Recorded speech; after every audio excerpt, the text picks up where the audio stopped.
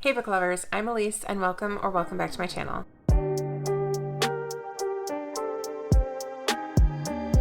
Today we're going to talk about my least favorite books of 2022. Now, I do want to preface this by saying this is just my opinion, one of many opinions about these books. So I am not saying that these books are bad. I'm not trying to bash the authors. I'm not saying that if you like these books that you're wrong. Not saying that at all. These are just the books that did not do it for me. And that's all there is to it. So I have a list here of 11? 11 books. Regardless of the rating, these are just the books that, looking back at all the books I've read this year, kind of shake my head about. These books are in no particular order. I dislike them all the same amount. So I'm just going to run through them, tell you what the book is and why I didn't like it. First book on this list is Four Aunties and a Wedding by Jessie Q. Sutanto. This is the follow-up to the hilarious Dial A for Aunties that I read last year. So this one was a huge disappointment. I don't know if I had high expectations because Dial A for Aunties was so good, or if maybe the author was trying too hard to make it just as funny as Dial A for Aunties, but whatever the reason, this book just did not hit. The next one is Imposter Syndrome by Kathy Wang. This one I got from Book of the Month a couple years ago. Not a whole lot happened in the book. That's pretty much why I didn't like it. There's something akin to like Silicon Valley, like tech companies and Russian spies trying to infiltrate those companies. The premise sounded super interesting, but it was a pretty big disappointment. Actually, if I hadn't have found the audiobook on Hoopla, there's no way I would have finished this book. It was slow, not a whole lot happened. It was just very monotone throughout. The next book is Greenwich Park by Catherine Faulkner. I don't really remember much about this one. I think there's like 3 different women's POV, and I'm pretty sure for like most of the book I was very confused. Like, what do each of these women have to do with each other? And what does any of this have to do with the story? I could be wrong. Either way, I was not a fan. The next book is The Glass Hotel by Emily St. John Mandel. This one hurt my heart a little bit. I loved Station 11. Loved it. I'm super excited to read The Sea of Tranquility, but this one it was another book where there was so much going on, but nothing really happened. Probably didn't help that it was very literary, and I'm learning that about myself, that literary fiction is just not for me. I need shock and awe, or I need something magical, fantastical and whimsical, or some kind of butterfly-inducing romance. These sweeping literary works of fiction they just don't do it for me. The next book is Just Like Home by Sarah Gailey. I had a lot of issues with this book. I feel like it needed better editing.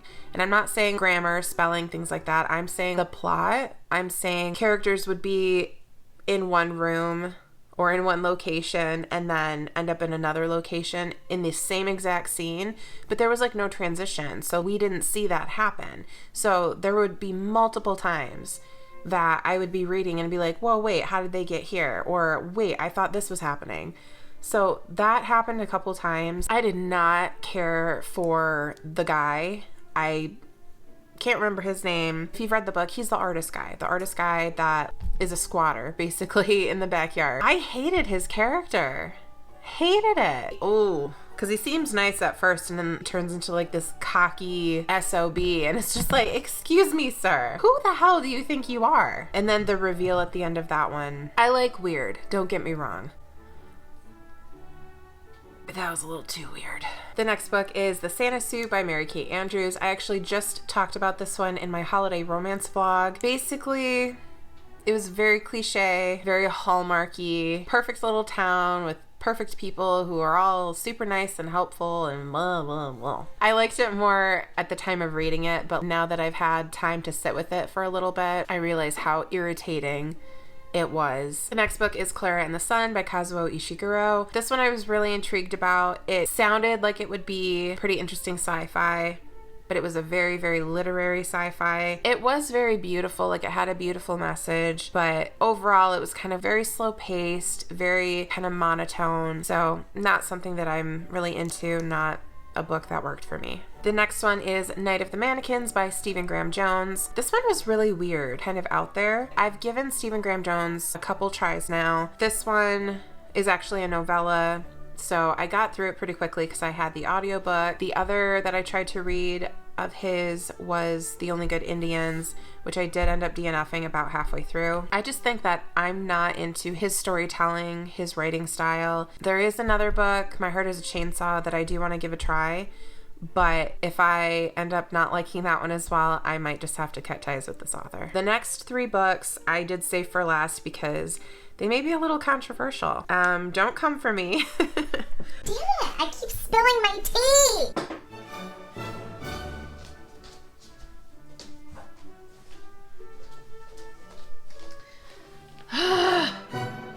The next book on the list is It by Stephen King. I still love Stephen King. I'm still going to continue to read his books. I'm not arguing the fact that he's an amazing writer. But this book, it's too damn long.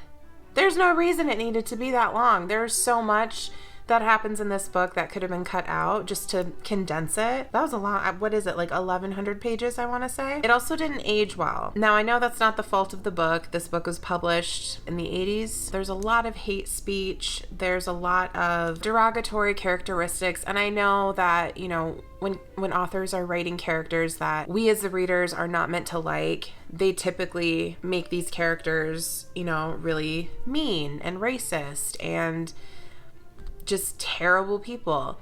And I get that, but I feel like this era of Stephen King characters that we're meant to dislike are like a little over the top. So I didn't like that about it. And then also, apparently, and thankfully, pretty big scene that was not included in the movie that I only found out about by reading the book.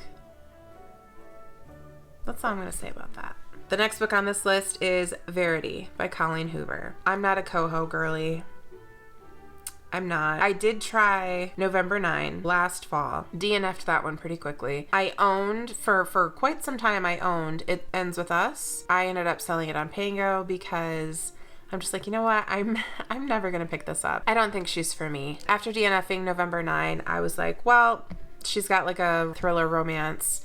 Let's give that a try. I wasn't a fan of Verity. On the one hand, I felt like nothing new really happened. Verity is a terrible person.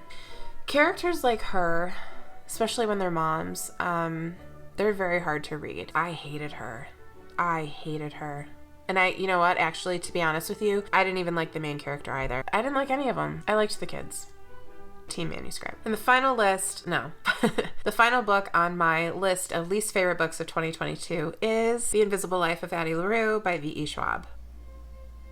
It could have been The Height. It could have been a number of things, but I just did not like this book. Some pretty common complaints that I've seen about this book is that the life of Addie LaRue spans all this time, and there are so many pivotal events that happen in history during this time that she's alive. If I recall, I think World War II was touched on very little, and then the rest of it I feel like it's just kind of breezed over. I'm sorry, but if I were an immortal being, regardless of if people knew who I was or could remember me, which yes, I get it, that's very depressing. I don't know how I would have done it any differently, because it's not like she could have done anything impactful, because you know, everything that she touches, everything she creates, it's not going to last, right?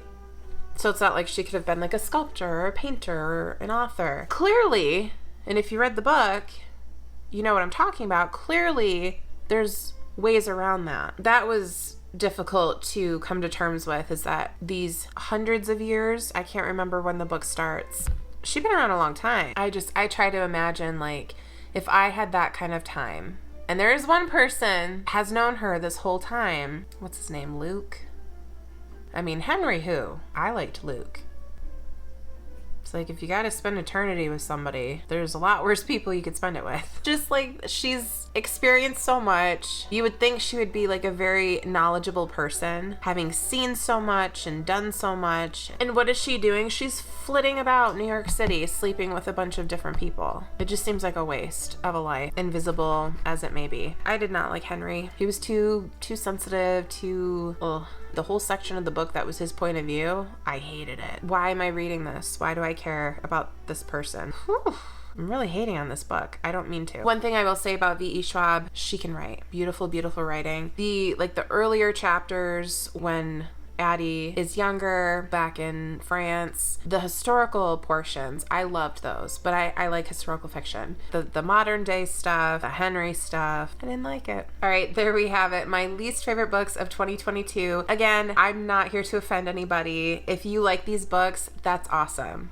I truly believe every book has an audience. I'm just not the audience for these books. Nothing against the authors, the editors, the publishing companies. Absolutely no offense to anyone. If you had any strong opinions about these books, good or bad, let me know down in the comments, and let me know your least favorite book of the year. I'll let you know if I read it and what my thoughts were. Thank you so much for joining me. Please do remember to like and subscribe if you haven't done so already. And until next time, bye.